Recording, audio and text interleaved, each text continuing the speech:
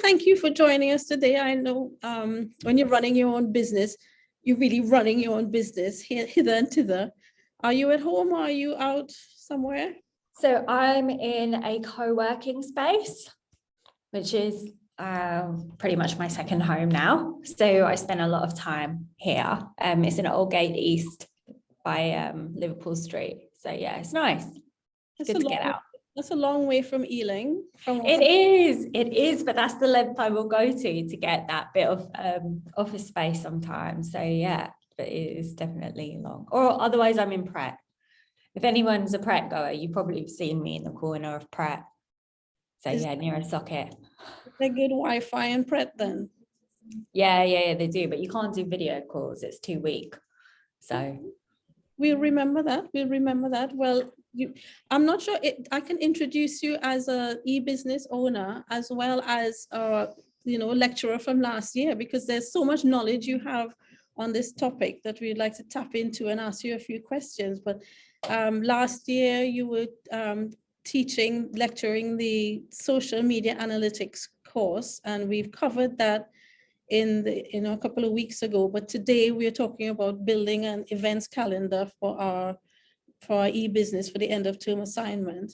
So we were just hoping we could, just ask you a few questions and try and figure out what's the best way we can use what you offer at the Content Architects and the information that you shared there, how we could apply that to our assignment. But I mean, how did you even get to the point of starting up your own business? Why didn't you go off and do your high heel job in the city? Why are you running this business? Such a good question. So we can rewind to when I graduated. So I graduated in 2009, which was the recession, right? So a little bit similar to some of the situation that's happening now. Not sure which one's worse, but people are graduating the pandemic and they're a bit worried about jobs. And when I graduated, there was a lot of companies closing down and people being laid off. So it wasn't the best time. And it took me a year to actually get into work. It was a lot of internships, a lot of begging, a lot of calling, and a lot of luck and good timing. I would say sometimes it's that. And I ended up in a PR company, one that I'd actually applied for an internship twice and had refused me. And then I went to their graduate day and I got through. So there is a huge element of luck in these things sometimes, and who's at the other end. And I was there for just under 4 years. And I felt like my ticking point was, I guess, when I was working on Philips, and I had worked on Philips Avent, which is the baby products. I don't have a baby, but I was advising mums, and that's okay, along with help from Google.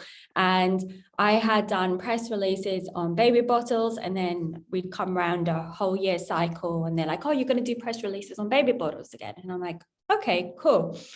I've already done this. So is there anything new happening to these baby bottles? No, one's just going to be pink and one's going to be blue. And it was at that point where I was like, oh, I don't really want to be doing this anymore. It's getting a bit tedious, like you're doing the same things, you're not growing as much.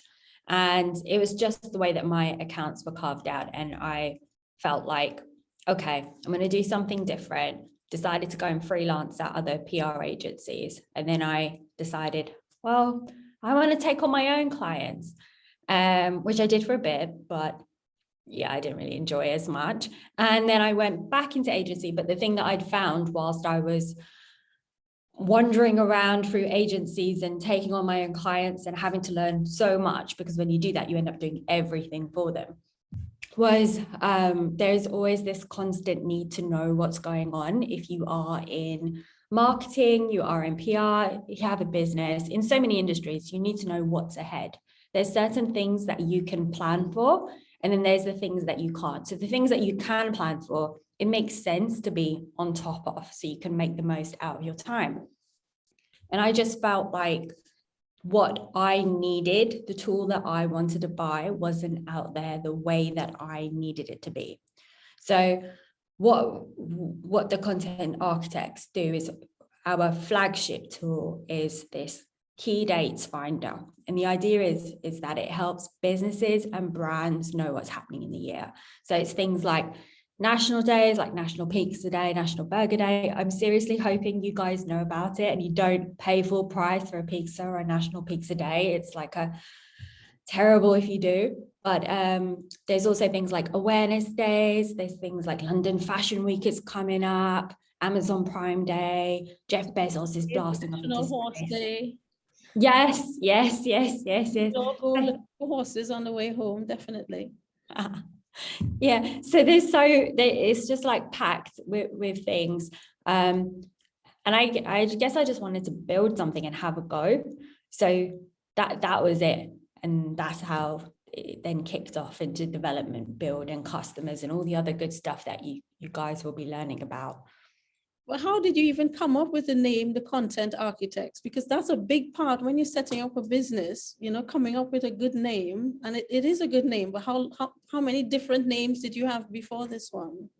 Oh, hundreds. I didn't, I mean, if I could have picked a name, I don't know what, there were loads of others that I wanted. But the thing is with names is, there's a few like decision points. So the first thing is, if you're running an e-commerce business, you're going to be thinking about the URL, right?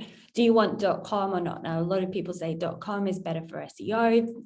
Sometimes there's a bit of gray area as to how much they know that, but you want the .com. I used a website called Namecheck, which is NAMECHK, which basically you go in there, you put in the name, it tells you where it's available, including social media handles. So then I use that a lot. You want it to be something that people can easily say. Like when you hear it, you know how to spell it. And then you want something that's available. So actually, I would have liked to have done what they talk about in the movie around Facebook, where you have Justin Timberlake, who plays the founder of MySpace, and he goes, here's my tip, just lose the, just call it Facebook. I would love to lose the, but there is somebody who's holding quite a hefty price tag for contentarchitects.com. So we've gone for we've locked it up in all the social media handles. So for anyone who is interested in content, they're not going to have that available. So hopefully that's a bit of a deadlock situation. And that's what you have to do. And I felt like also the term is, it allows us to do other things. It says what we're about, but it does allow us to diversify our services and products, which I think is actually quite important now. So, yeah. But you went for the .com. That means you're spending a lot of money on your domain name every year. No, I'm not. I found, I got one that wasn't. So I think I spend, a maximum of a tenner a year. Okay. Yeah. Well, that's interesting. Yeah. If I went for contentarchitects.com, I think it's at least 3-4K to get it. So yeah. All right. Well, hopefully they'll go, well, it may become available. I don't want to put a jinx on their business, but it may become available. Well, they're not using it. They're just sitting on it. They just want someone to buy it. So it's just somebody bought it up. It's a business for them, isn't it? Yeah. That's what they did with Coca-Cola. So I don't know if you guys know. Coca-Cola, before people thought the internet was going to be big, somebody went and bought the domain name coca-cola.com. And then when Coca-Cola realized that the internet was a thing, they then were like, okay, how do we get our domain name? And they had to pay a lot of money to this person who's probably living off that for the rest of his life.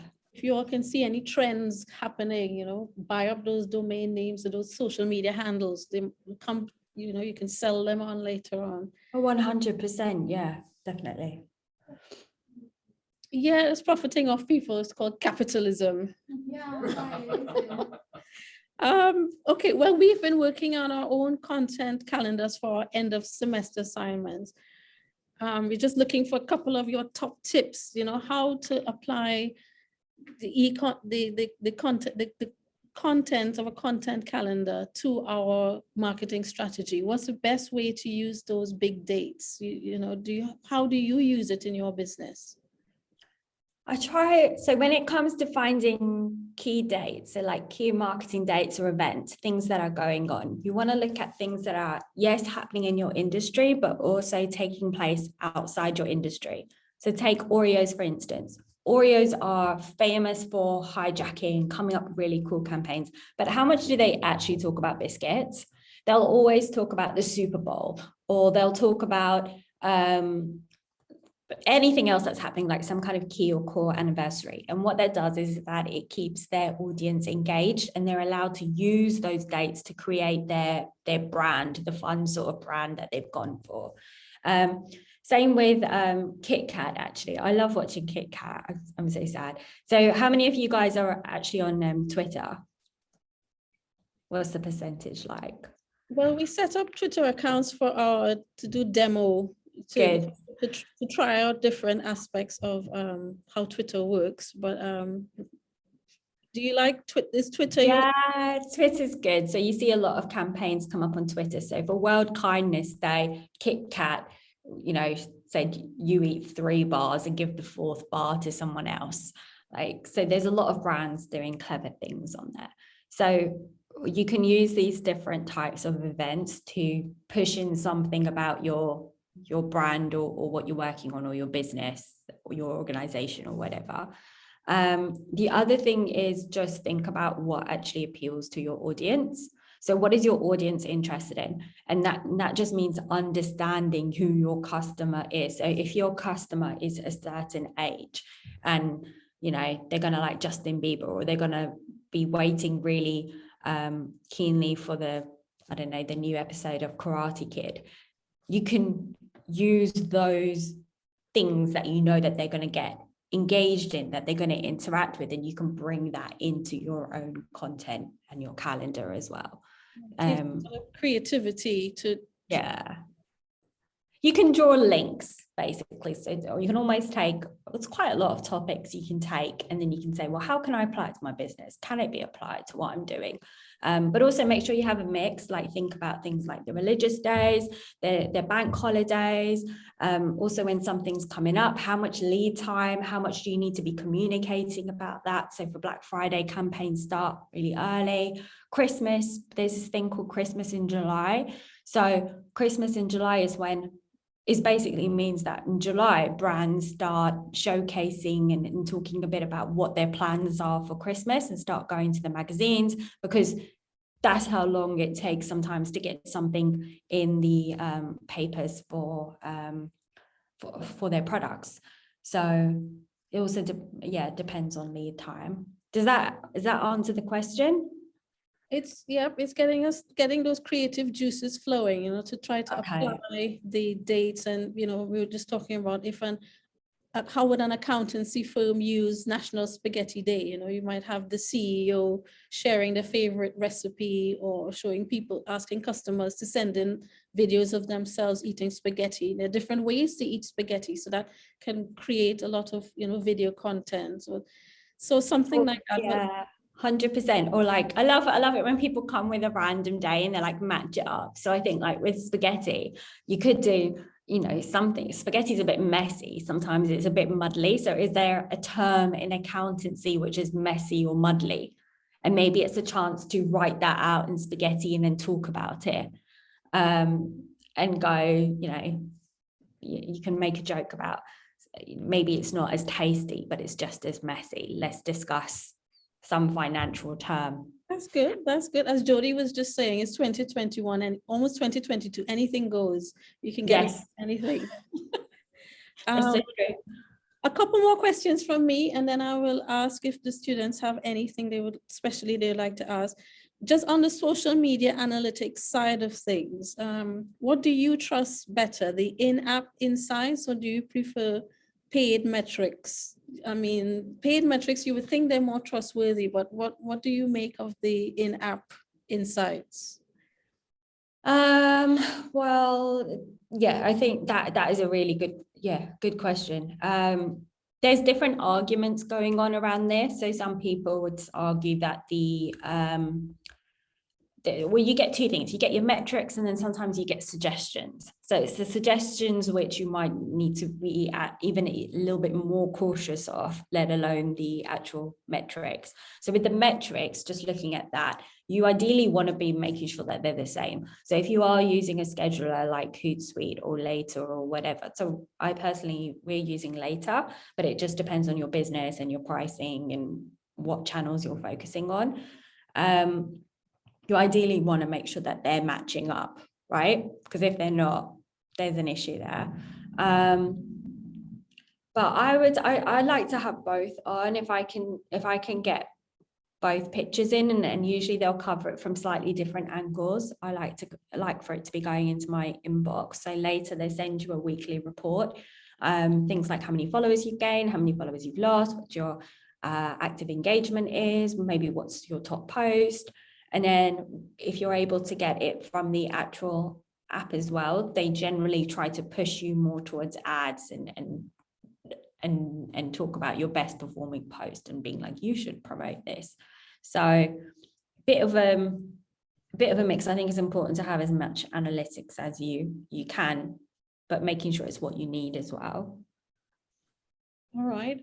Would anybody like to ask? Do you mind if I take a picture of us? Oh yeah, take it, of course. It's kind of a weird selfie thing. It's not very good. Any questions? Try to smile for it. Any questions to ask about content architects, about social media analytics? Because remember, we went through that a couple of weeks ago. Or just anything social, if you're struggling on anything, your work.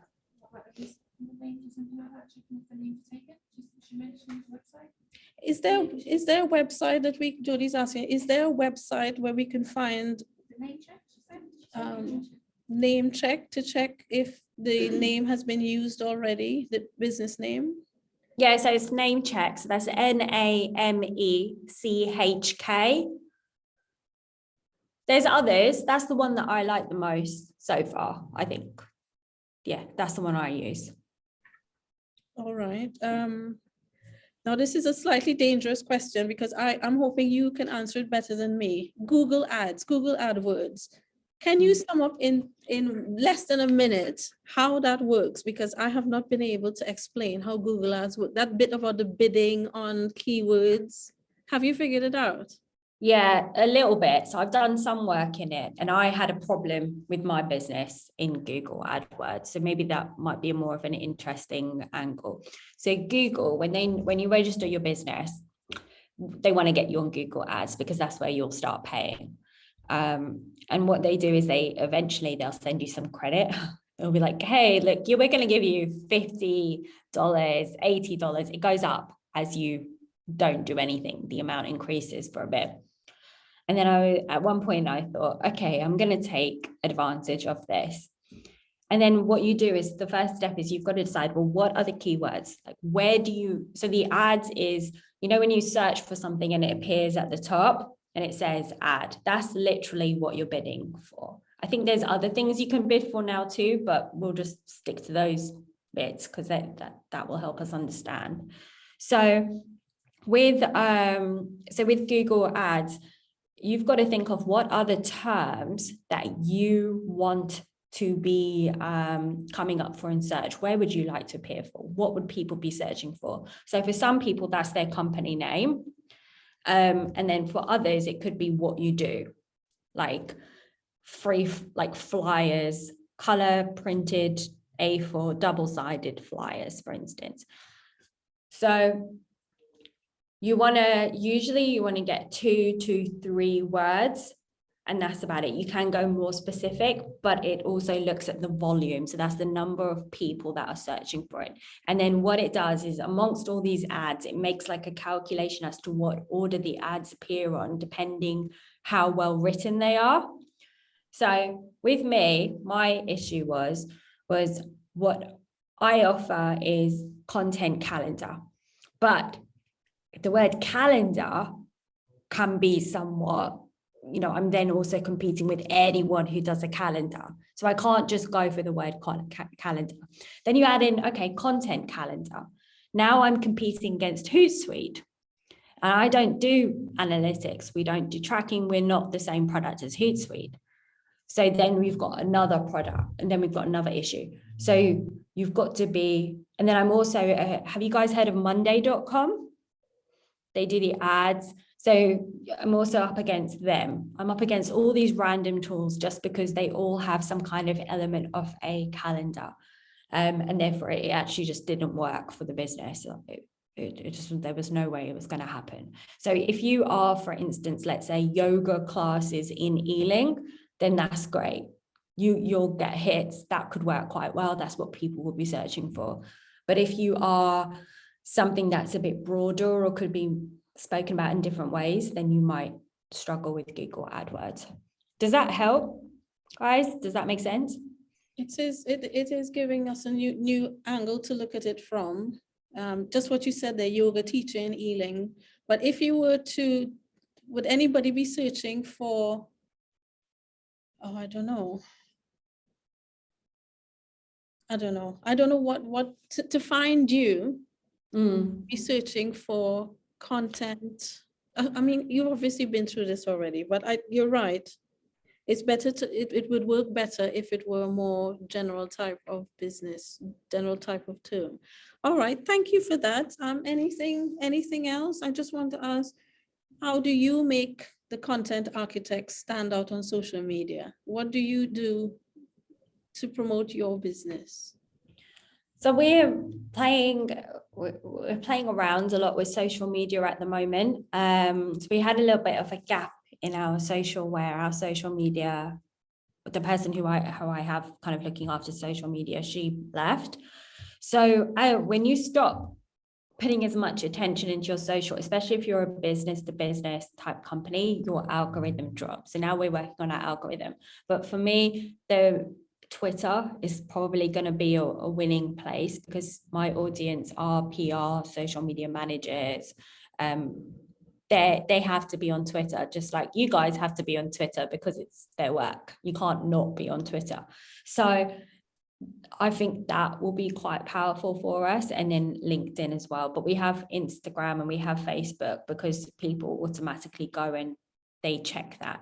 In terms of the types of posts and that kind of thing, on Instagram, we find carousels work really well. So the new tactic we're doing is we're looking at the blog posts and we're going to create carousels, which is basically like a condensed, like flick through the images of some of the blog posts and see how that does. The other thing that does well is people like to know what's really like hot on the trends and what's really low.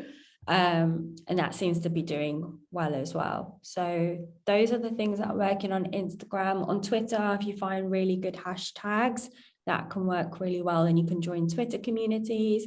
And then on LinkedIn, what the next step is going to be is I just need to do it is I need to start leveraging my own personal page more for the business as opposed to the company page, because if I put them working together, then that should take it to the next level.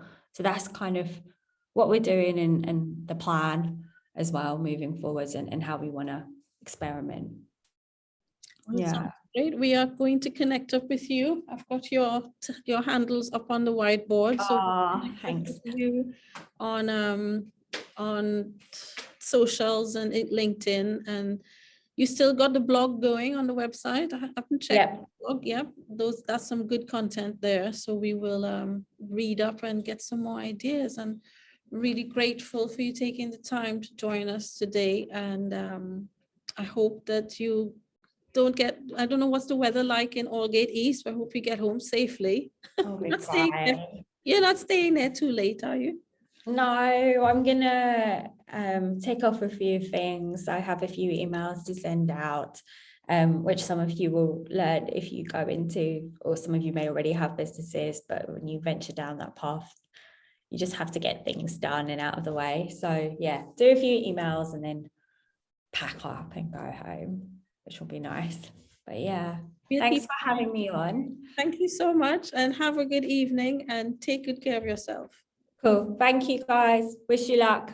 If right. anyone has any questions at any point, feel free to DM me if there's anything you wanted to ask. Take care. Bye-bye. Bye-bye then.